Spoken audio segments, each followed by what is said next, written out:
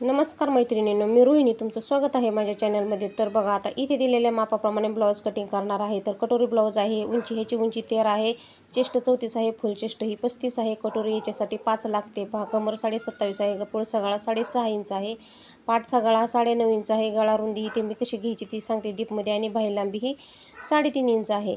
तर ह्या पद्धतीने ब्लाऊज कटिंग करून दाखवते। तर बघा, इथे चेस्टचा चौथा भाग इथं बाहीच्या रुंदीसाठी घेऊन बाही लांबी इथे 3.5 इंच घेतलेली आहे, आणि अर्धा इंच सिलाई मार्जिन घेऊन इथे 4 इंचावरती असे बाही लांबीचं मार्किंग करून घेतलेलं आहे, आणि रुंदीसाठी चेस्टचा चौथा भाग। तर बघा, हे अशाप्रमाणे इथे मार्किंग करून घेते। 3 इंच ही कॅप हाईट घेतलेली आहे, आणि शोल्डरच्या तिथे 2 इंचावरती मार्किंग करून घेतलेलं आहे। तर बघा, हे अशा पद्धतीने हे दोन मार्किंग जोडून इथं 1.5 इंच सिलाई मार्जिन ठेवून हे सिलाई मार्जिन आणि शोल्डरच्या तिथलचे 2 इंच हे मार्किंग 2 पॉईंट जोडून घेतलेले आहेत। तर बघा, आता बाहीचा घेर हा 6.5 इंचाचा आहे, दंड घेर, आणि 1.5 इंच सिलाई मार्जिन अशा पद्धतीने इथे बाहीचं इथं शेप देऊन इथे कटिंग करून घेतलेली आहे।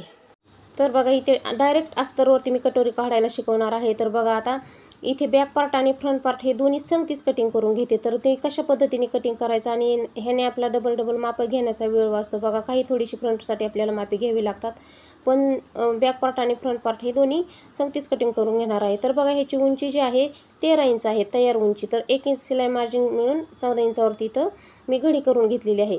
तर बघा, आता पहिल्यांदा इथे बॅक पार्टचं मार्किंग करून घेणार आहे। बॅक पार्ट जो आहे तो वरील जो अस्तर आहे तो फोल्ड केलेला तो बॅक पार्टचा आहे। तर बघा, इथे चेस्ट आहे 34 इंच, त्याचा चौथा भाग हा 8.5 इंच घेतलेला आहे, 1.5 इंच पुढे सिलाई मार्जिन घेतलेली आहे। इथे कमरेचं माप मी घेत नाही, कारण बॅक पार्टला हा टक्स मारल्यानंतर कमरेचं माप हे ॲडजस्ट होऊन जातं। 4 ते 5 इंचाचा जर फरक असेल कमरेत आणि छातीमध्ये ते ॲडजस्ट होऊन जातं। तर बघा, पूर्ण शोल्डर हे 5 इंचाचं घेतलं होतं, आर्मोल हे 5.5 इंचाचं घेतलेलं आहे। तर इथं पाहू शकता, आर्मोलमध्ये शेप देण्यासाठी 1.25 इंच घेतलेला आहे, डीप गळा असल्यानंतर इतकंच माप घ्यायचं असतं। तर बघा, हे अशा पद्धतीने आकार हा देऊन घेतलेला आहे। तर बघा, आता इथे बॅकचा गळा जो आहे तो 9.5 इंचाचा आहे, तयार। अर्धा इंच सिलाई मार्जिन घ्यायची आहे त्याच्यामध्ये, तर 10 इंचावरती इथे मार्किंग करून घेतलेलं आहे, आणि रुंदी ही बॅकची डीपमध्ये 3.25 इंच घेतलेली आहे। तर बघा, हा राऊंडमध्ये गळा कटिंग करायचा आहे, थोडासा मोठा हवा असेल तर असं थोड्याशा बाहेरच्या बाजूने शेप देऊन घ्यायचा आहे। तर बघा, टक्स हा बॅक पार्टला 4 इंच रुंदीला आणि 4 इंच उंचीला अशा पद्धतीने घेतलेला आहे। तर बॅकची गळा उंची ही खूप जास्तीच असल्यामुळे 4 इंचच घ्यायचा आहे। थोडीशी जर कमी गळा उंची असेल तर 4.5 इंचापर्यंत घेतला तरी पण चालतो। तर बघा, आता इथे कमरेचं जे माप आहे तो पाहू शकता, इथे हे पुढे इतकं एक्स्ट्राचं उरलेलं आहे, पण ते टक्स मारल्यानंतर ॲडजस्ट होऊन जाणार आहे। तर बघा, आता इथे 1 इंच पाऊण इंच हे मी फ्रंट पार्टसाठी उंचीसाठी वाढवून घेतलेलं आहे। इथं पाहू शकता, घडीमध्ये इथं वाढवायचं नाही, आता कटोरी ब्लाऊजला घडीमध्ये वाढवावं नाही लागत। तर बघा, उंचीमध्ये इथं पाऊण इंच मी वाढवून घेतलेलं आहे। तर बॅक पार्टचे आणि फ्रंट पार्टचे गळा रुंदीचे माप हे आपल्याला संगतीच मार्किंग होऊन गेलेलं आहे। तर पाहू शकता, इथे आता आर्मोलमध्ये थोडासा बदल करून घ्यायचा आहे। तर आर्मोल हे अर्धा इंचाने कमी करून घ्यायचं आहे। तर बघा, बॅक पार्टचा इथे गळा आधी मी कटिंग करून घेते। तर इथं पाहू शकता, अर्धा इंचाने इथं आर्मोल हे मला सवय लागलेली आहे, त्याच्यामुळे मी अशी एकदम व्यवस्थित कटिंग करून घेत असते। अशी मार्किंग करण्याची गरज नाही पडत। पण आता इथं तुम्हाला दाखवण्यासाठी बघा, इथं अशा पद्धतीने मार्किंग शोल्डरचं जसं फ्रंट बॅकला घेतलं होतं त्याच पद्धतीने घेऊन घ्यायचं आहे, आणि अर्धा इंच हे आर्मोल हे कमी करून घ्यायचं आहे। तर बघा, आता फ्रंटचा गळा जो आहे तो 6.5 इंचाचा आहे, तयार। अर्धा इंच सिलाई मार्जिन मिळून मी 7 इंचावरती मार्किंग करून घेतलेलं आहे, आणि 2.25 इंच गळा रुंदीमध्ये इथे दिलेलं आहे फ्रंट पार्टला डीपमध्ये। तर बघा, आता इथे 3.5 इंच क्रॉसपट्टी हुकच्या बाजूला आणि फिटिंगच्या बाजूला 2.5 इंच अशा पद्धतीने मार्किंग करून घेतलेलं आहे क्रॉसपट्टीचं। तर बघा, आता कटोरी किती टाकायची, तर आपल्याला बघा फुल चेस्टनुसार कटोरी टाकायची असते। तर ह्याची फुल चेस्ट ही 35 आहे, त्याच्यासाठी 5 इंचची कटोरी लागणार आहे। तर बघा, इथं गळ्याची इथे 1 इंच आणि आर्मोलच्या तिथून 2.5 इंच, आणि कटोरीचं माप हे 5 इंचावरती घेतलेलं आहे बघा। तर अशा पद्धतीने कटोरीचं मार्किंग करून झालेलं आहे। तर बघा, ही कच्ची कटोरी तयार झालेली आहे। नेहमी अप्पर चेस्टनुसार ब्लाऊज हे मी कटिंग करते, आणि फुल चेस्टनुसार कटोरीचं माप हे टाकत असते। जर फुल चेस्टनुसार जर आपण कटिंग केलं तर ब्लाऊज हे आर्मोलमध्ये लूज पडू शकतं बघा। तर मी तसंच कटिंग करते, अप्पर चेस्टनुसार ब्लाऊज हे कटिंग करत असते, आणि फुल चेस्टनुसार कटोरीचं माप हे टाकत असते, ते एकदम व्यवस्थित ब्लाऊज बसतं। तर बघा, आता इथं कटोरी कशी काढायची, कटोरीचा कपडा हा नेहमी तिरकस कपड्यावरती मांडून घ्यायचा, आणि आहे अशी कच्ची कटोरी मार्किंग करून घेतली। तर बघा, आता इथं जी कटोरी होती आपली 5 इंचाची बघा, ही ते सेंटर काढून घेतलेलं आहे, त्याच्या खाली 1.5 इंचावरती मार्किंग करून घेतलेलं आहे। इथं पहा. आणि आता इथं साईडला ही 1.5 इंच वाढून घेतलेला आहे आणि हा पॉईंट जोडून घेतलेला आहे. इथे 1.5 इंच वाढून घ्यायचा आणि आता हा कटोरीचा इथेही हे पॉईंट जोडून घेतलेले आहेत बघा. आता इथं राऊंड शेपला 1.5 इंच शिलाई मार्जिनसाठी वाढून घ्यायचं आणि अशा पद्धतीने जोडून घेतला. तर पाहू शकता कटोरीही तयार झालेली आहे. तर अगदी कमी वेळामध्ये 5 मिनिटामध्ये ब्लाऊज हे कटिंग करून होतं बघा.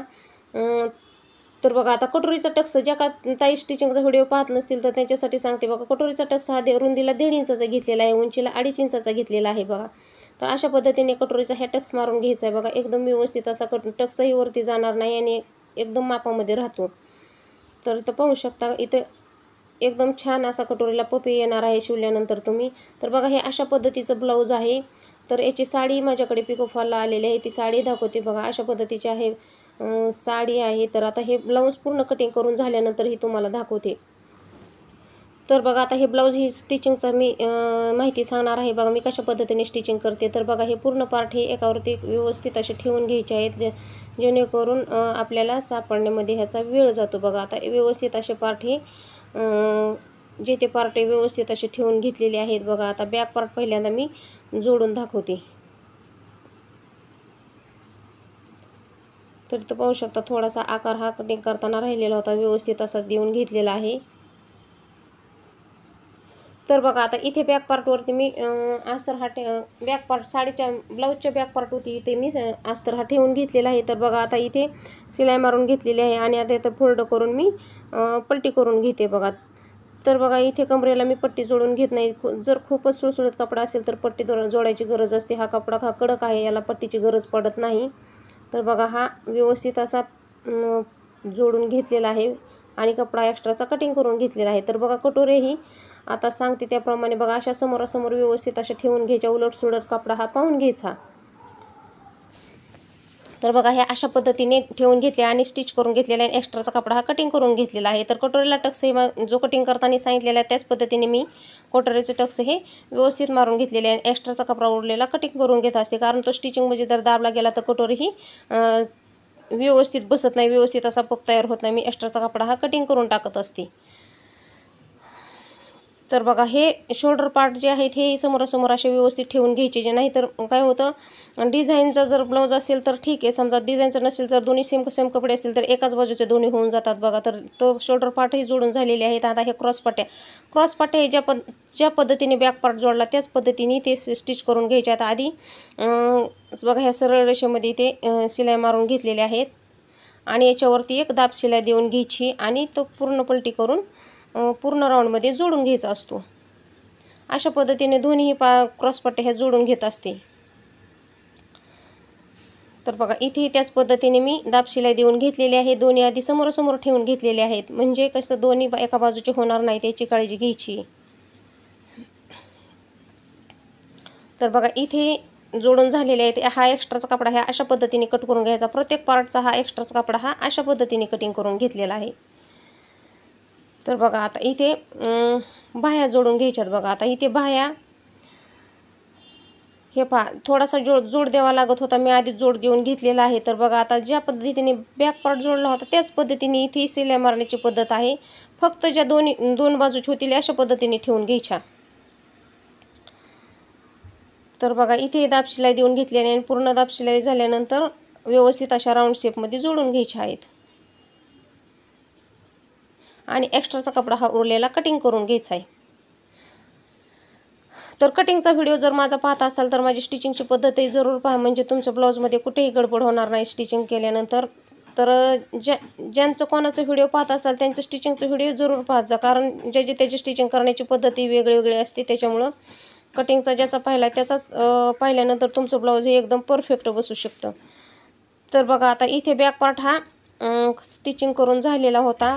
तर आता इथे टक्सही मी कटिंग करताना सांगितलेले होते 4 इंच रुंदीला आणि 4 इंच उंचीला इथे अशा पद्धतीने मार्किंग करून घेतलेली होती. त्या पद्धतीने बघा असे तिरकस टक्स हे मारून घ्यायचे.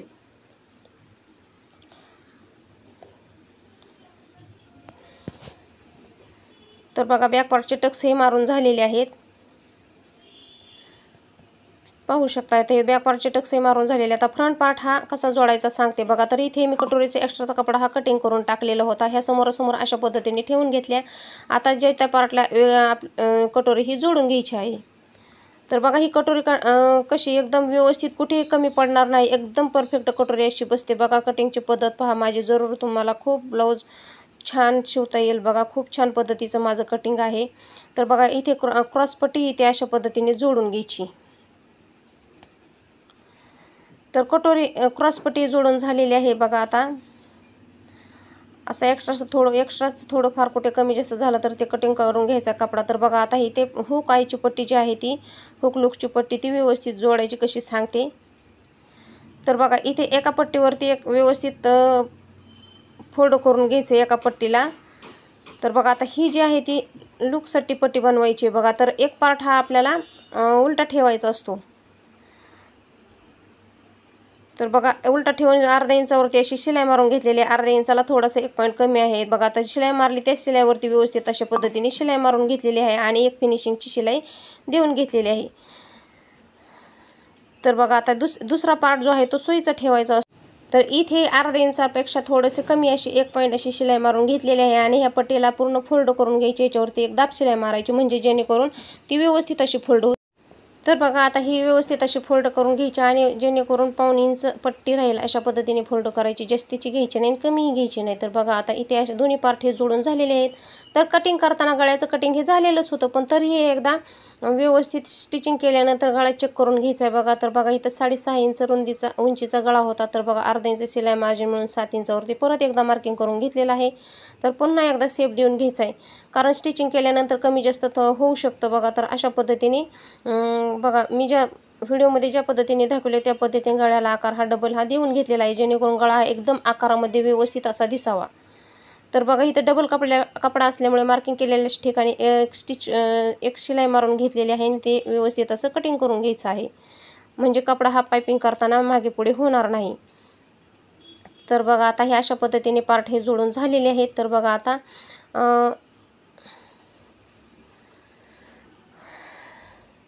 हे जे पार्ट आहे ते बॅक पार्टवरती व्यवस्थित असे ठेवून घेते बघा. आता शोल्डर जोडताना जो डीप गळ्यामध्ये बघा आर्मोल साईडला थोडंसं कमी आणि गळ्याकडील साईडला थोडीशी जास्त अशी शिलाई मारून घ्यायची बघा. अर्धा इंच गळ्याकडील साईडला आर्मोल साईडला अर्धा इंचापेक्षा 1 पॉईंट किंवा 1.5 इंच अशी तिरकी शिलाई मारून घ्यायची. तर दोन्ही पार्टला त्याच पद्धतीने शिलाई मारून घेतली बघा. आता बाह्या जोडताना कोणती काळजी घ्यायची हे पुढे सांगते. बाह्या जोडताना नेहमी चेकिंग करायचं, जेणेकरून आपल्याला फिटिंगची एकदा शिलाई घेतल्यानंतर आपल्याला डबल ही फिटिंगची चेकिंग करावं लागत नाही. एकदा फिटिंग केली तीच एकदम व्यवस्थित बसते. तर बाह्या जोडण्यापूर्वी बघा बॅक पार्टचा असा सेंटर काढून घ्यायचा आणि फ्रंट पार्ट आणि बॅक पार्ट हे सेम आहेत का असं पाहून घ्यायचं. हे चेक करून नेहमी घ्यायचं. जर एक्स्ट्राचा पार्ट जर भरला थोडासा तर तो कट करून टाकायचा आहे, म्हणजे फिटिंग ही एकदा केली तर एकदम व्यवस्थित येते. तर बघा कमरेमध्ये थोडंफार कमी जास्त होऊ शकतं बघा, तर चेस्टमध्ये होत नाही शक्यतो. तर बघा हे थोडं असं कमी करून घ्यायचे. तर बघा तुम्ही जर माझे कटिंग स्टिचिंगचे व्हिडिओ पाहिले तर खूप छान असे माहिती सांगितलेली आहे. माझे इथून मागले व्हिडिओ पहा, खूप छान अशी माहिती दिलेली आहे बघा. तर बघा आता बाह्या जोडताना नेहमी ब्लाऊजच्या त्या शोल्डरच्या शिलाईवरती बाहीचे सेंटर ठेवून घ्यायचं आणि अशा पद्धतीने जोडून घ्यायची बघा. जी बाहीची कटिंग करण्याची पद्धत सांगितली होती ती एकदम व्यवस्थित आहे, कुठेही बाही कमी जास्त होत नाही. तर इथं पाहू शकता एकदम बाही व्यवस्थित अशी जोडून झालेली आहे. कटोरी तुम्ही पाहिली असेल, खूप छान पद्धतीचं कटिंग आहे, तुम्ही पाहू शकता. आणि कटिंग स्टिचिंग करून तुम्ही ब्लाऊज पहा आणि काही नाही समजलं तर कमेंट करून नक्की विचारा. दुसऱ्याही साईजची माहिती विचारा, तेही साईजची माहिती देण्याची तेही साईजचं कटिंगची माहिती देण्याची प्रयत्न करीन.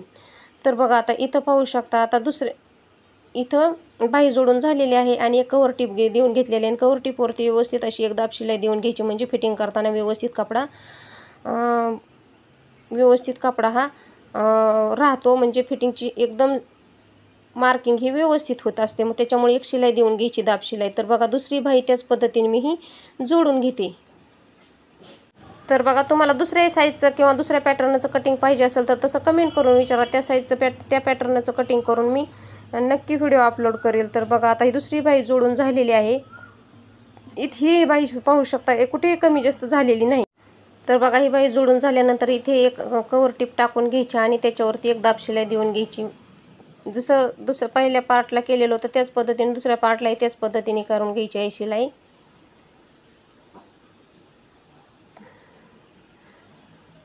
तर ह्या पद्धतीने ब्लाऊज कटिंग स्टिचिंग करून नक्की पहा. खूप छान असं बसतं फिटिंगला, कुठेही कमी जास्त होत नाही. तर बघा आता हे जोडून झालेलं आहे. आता इथं पहा. तर आता फिटिंगचं मार्किंग करून दाखवते. पहिल्यांदा मी फिटिंगचं मार्किंग करून दाखवते. तर बघा फिटिंग ही चेस्ट 34 आहे. ती अप्पर चेस्टनुसार आपल्याला फिटिंग करायचं आहे. तर बघा इथं त्याचा चौथा भाग 8.5 इंच. तर बघा चेस्टचा चौथा भाग 8.5 इंच आणि कमरेचा चौथा भाग हा 7ला 1 पॉईंट कमी इतका असं मार्किंग करून घेतलेलं आहे. तर बघा आता इथं हे सरळ रेषेमध्ये मार्किंग करून घेतले. एकदम सरळ रेषेमध्ये फिटिंग आली पाहिजे. तर बाहीची त्याच पद्धतीने एकदम सरळ रेषेमध्ये येणार आहे. तर बघा बाहीची फिटिंग ही दंडघेर हा 13 इंचाचा आहे. त्याचा हाफ हा 6.5 इंचावरती अशा पद्धतीने मार्किंग करून घेतलेलं. दुसरंही त्याच बाजूला मार्किंग करून घ्यायचं. तर फिटिंग करताना काय एक गोष्ट लक्षात ठेवायची, वाढपट्टी ही नेहमी अर्धी ठेवायची असते. तर ती जर पूर्ण घेतली तर या बाजूला ब्लाऊज हे आर्मोलमध्ये टाईट होऊ शकतं. म्हणजे त्याने काय होतं, मग शोल्डरमधून ब्लाऊज हे उतरण्याचे प्रॉब्लेम हे सुरू होणार. त्याच्यासाठी काय करायचं, ही वाढपट्टी असते ती अर्धीच घ्यायची असते. जर पूर्ण घेतली तर शोल्डरमधून ब्लाऊज उतरणार. आर्मोलमध्ये टाईट झालं का शोल्डरमधून ब्लाऊज हे उतरलं जातं. तर बघा इथे कमरेचा चौथा भाग घेतलेला आहे आणि दोन्ही पॉईंट हे जोडून घेतलेले आहे आणि हुकची पट्टी ही पूर्ण घ्यायची असते. ही गोष्ट नेहमी लक्षात ठेवायची. तर बघा इथे दंडघेराचा अर्धा घेतलेला आहे 6.5 इंच. तर कोणाकोणाचा हात हा लहान मोठा असतो. तर प्रत्येक कस्टमरचा हा प्रॉब्लेम नसतो. तर ज्याचा आहे त्याचं आपण माप हे घेतलेलंच असतं. ते समजून घ्यायचं आणि त्या पद्धतीने हे फिटिंगचं दंडघेराचं माप हे घ्यायचं असतं. तर बघा ज्या पद्धतीने फिटिंगचं मार्किंग केलेलं होतं त्याच्यावरती एक शिलाई मारून घेतलेली आहे आणि त्याच्या बाजूला 5 इंचाच्या अंतरावरती 3 ते 4 शिलाई मारून घ्यायच्या आहेत. तर बघा दोन्ही बाजूच्या त्याच पद्धतीने ज्या पद्धतीने मार्किंग केलेलं त्याच पद्धतीने शिलाई मारून घेतलेल्या आहेत. तर बघा आता इथं कमरेचं माप हे व्यवस्थित एकदा चेक करून घेते व्यवस्थित आहे का. तर बघा 27.5 इंचाची कमर होती. तर बघा व्यवस्थित अशी कमरेचं माप हे झालेलं आहे. तर बघा आता पायपिंगच्या पट्ट्या नेहमी तिरकस काढायच्या आहेत. त्या मी आधीच्याच काढून घेतलेल्या आहेत. बघा नेहमी तिरकस पट्ट्या काढून घ्यायच्या आहेत. तर पायपिंगचे व्हिडिओ मी दोन एकदम व्यवस्थित असे सविस्तर बनवलेले आहे. त्याची मी लिंक या डिस्क्रिप्शन बॉक्समध्ये देते, ते तुम्ही पाहिजे बघा. तर हे तिरकस पट्ट्या काढून घेतलेल्या आहेत मी. आता त्या तिरकस कटिंग करून एकावरती एक ठेवून अशा जोडून घ्यायच्या. तर हा कपडा हा थोडासा प्लेन कपडा गोल्डन कलरचा साईडला होता, त्याच्यातीलच मी पट्ट्या काढून घेतलेल्या आहे जेणेकरून ब्लाऊजला छानसा लुक यावा. प्लेन गोल्डनमध्ये पट्ट्या ह्या काढून घेतलेल्या आहेत. तर बघा ह्या 1.25 इंच रुंदीच्या पट्ट्या आहेत बघा. तर आता ह्या मी फोल्ड ह्या अर्धा इंच एवढ्या मापाच्या फोल्ड करते बघा. तर जेणेकरून पट्टी ही रुंदीला आपली 1.25 इंच उरावी या पद्धतीने पट्टी ही फोल्ड करते बघा. जरी जास्त कमी जरी झाली तरी पट्टी फोल्ड करून ही 1.25 इंचच उरली पाहिजे. एकदम व्यवस्थित असं ती जोडून व्यवस्थित एकदम फोल्ड होते, बाहेर निघत नाही बघा. जोडल्यानंतर एकदम व्यवस्थित अशी आपल्याला पायपिंग येत असते. तर बघा अशी कमी जास्त झालेली व्यवस्थित कट करून घ्यायची आहे. तर हा कडक कपडा असल्यामुळे व्यवस्थित असा थोडासा मागे पुढे झालेला आहे. तर बघा आता ह्याला व्यवस्थित असा कट करून घेतलेला आहे. आता ह्या जे ब्लाऊजवरती जोडताना बघा पट्टी आणि ब्लाऊज या 1.5 इंचावरती ह्याची शिलाई मारून घ्यायची. तर इथे बघा पायपिंग किती छान पद्धतीने केली आहे, तुम्हाला पुढे दाखवतेच बघा. 1.5 इंचावरती अशा पट्टी ह्या जोडून घ्यायच्या आहेत. ब्लाऊज आणि पट्टी एकदम एका रेषेमध्ये शिलाई मारून घ्यायची. पट्टी पुढे जाऊन द्यायची नाही आणि ब्लाऊजही पुढे जाऊन द्यायचं नाही. एकदम छान अशी एका रेषेमध्ये शिलाई मारून घ्यायची बघा. तर आता इथं बघा जोडाची पट्टी जी जोडलेली होती ती आणि ही उरलेली आपली पट्टी ही एकाच बाजूला घेऊन त्याचं अर्ध फोल्ड करून घ्यायचं आहे आणि आपल्याला हवे तेवढं आकारात गोट देऊन घ्यायचं आहे बघा. आणि तर इथं पायपिंगची शिलाई मारताना जो आपले पायपिंगचा जोड आणि ब्लाऊज याच्या खाच्यामध्ये एकदम व्यवस्थित अशी शिलाई आली पाहिजे. गोटवरही पायपिंगवरतीही चढली नाही पाहिजे आणि ब्लाऊजच्या साईडलाही गेली नाही पाहिजे बघा. अशा पद्धतीने एकदम व्यवस्थित अशी पायपिंग ही करून झालेली आहे. तर कसा वाटला व्हिडिओ आवडला असेल तर माझ्या व्हिडिओला लाईक करा, शेअर करा, तुमच्या मैत्रिणींबरोबर पण शेअर करा आणि चॅनलला माझ्या सबस्क्राईब करा. तर बघा इथं हुकचं मार्किंग हे अशा पद्धतीने करून घेतलेलं आहे. तर बघा कसा वाटला व्हिडिओ आवडला असेल तर कटिंग स्टिचिंगची पद्धत आवडली असेल तर नक्की व्हिडिओला माझ्या लाईक करा, शेअर करा आणि चॅनलला सबस्क्राईब करा. आणि दुसऱ्या साईजचंही कटिंग जर पाहिजे असेल तर नक्की कमेंट करून सांगा. त्या पद्धतीचं कटिंग करून मी व्हिडिओ नक्की अपलोड करेल.